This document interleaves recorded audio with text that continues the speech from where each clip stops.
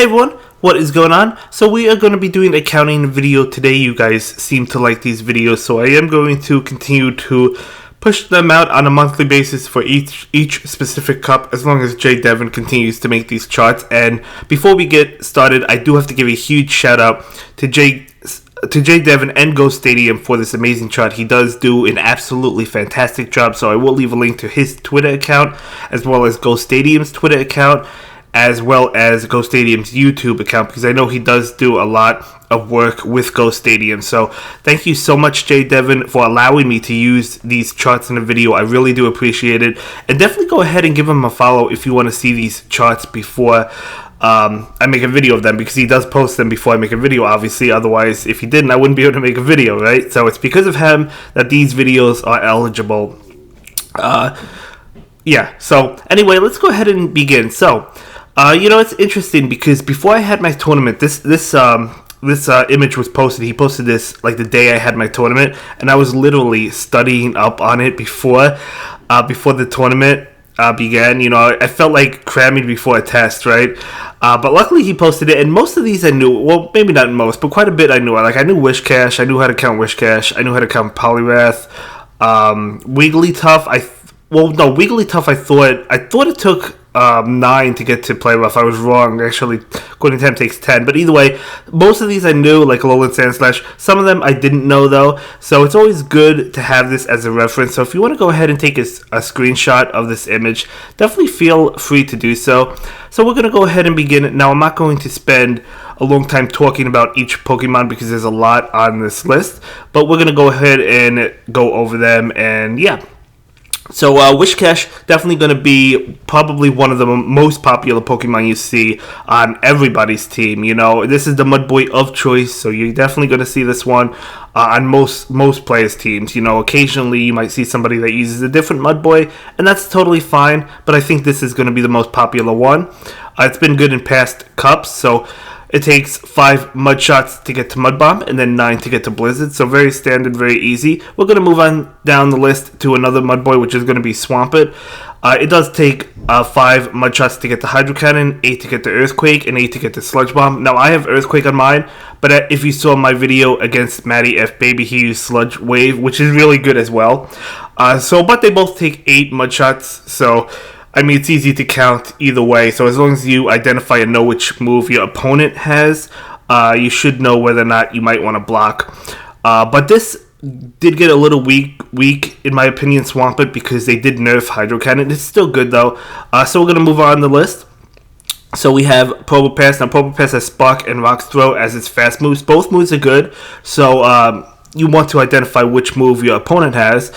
But for Spark, it takes 6 Sparks to get the Magnum Bomb, 6 to get the Rock Slide, and 7 to get the Thunderbolt. And for Rock's Throw, it takes 9 Rock Throws to get the Magnum Bomb, 9 to get the Rock Slide, and 11 to get to Thunderbolt. Now, this is honestly something I really didn't know. I didn't really count Probopass, so this was definitely good for me to know. So we're going to move on to another new Pokemon that's not out yet at the time of this video. Well, the Pokemon is out, just not the move. We have Empoleon with Waterfall, so it takes 5 Waterfalls to get the Hydro Cannon and 9 to get the Flash Cannon. So I didn't realize it took 5 to get the Hydro Cannon.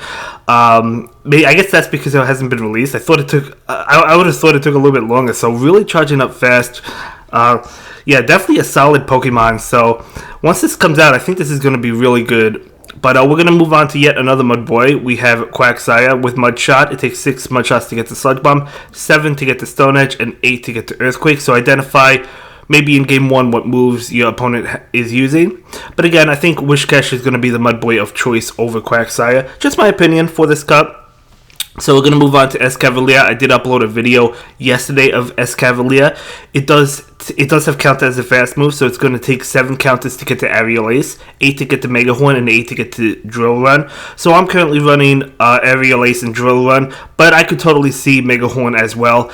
But shouldn't be too difficult to count. I mean, count is not really a difficult move. So we're going to move on to Bronzong with Confusion. It does take 4 Confusions for Side Shock and 5 for Bulldoze, so definitely easy to remember that. So we're going to move on to Alolan Sand Slash. So it has Powder Snow. It takes 5 Powder Snows to get the Ice Punch, 8 to get the Gyro Ball, and 8 to get the Bulldoze. So you're definitely going to have Ice Punch on this Alolan Sand Slash.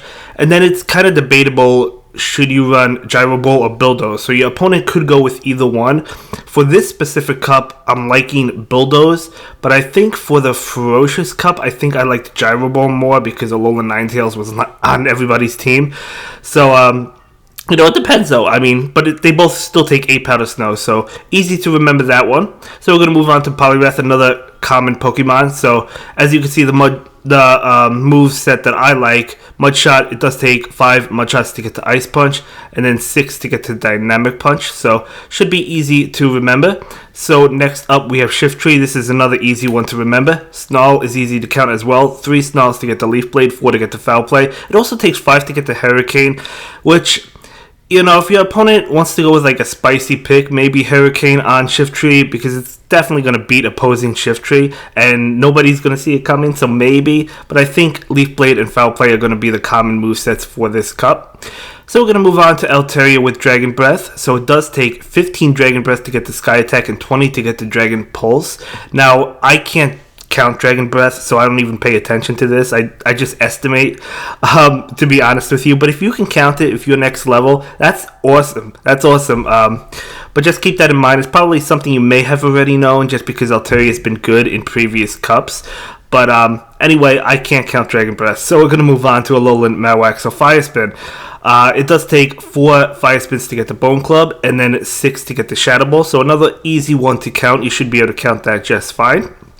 So we're going to move on to Heracross. Heracross has counter, and it does take 7 counters to get to Close Combat, 8 counters for Mega Horn, and 10 for Earthquake. So mine has Close Combat and Mega Horn. However, Earthquake is going to be fantastic for this cup, so you can hit fire types, right? So you can be super effective against the Alolan Marowak, and you actually have something to hit it, whereas otherwise you would totally lose to Alolan Marowak. So you might see Close Combat and Earthquake, but Mega Horn is an option as well. So we're moving on to Venusaur with Vine Whip. It does take 6 Vine Whips to get the Frenzy Plant and 7 to get the Sludge Bomb. So you're either going to see Shiftry or Venusaur, most likely, in my opinion. I opted for Shiftry, obviously, but Venusaur is very good as well. So we're going to move on to Noctowl. So Noctowl has Wing Attack, and it takes 7 Wing Attacks to get the Sky Attack and 8 for Nightshade. I actually didn't know it took 8 Wing Attacks for Nightshade.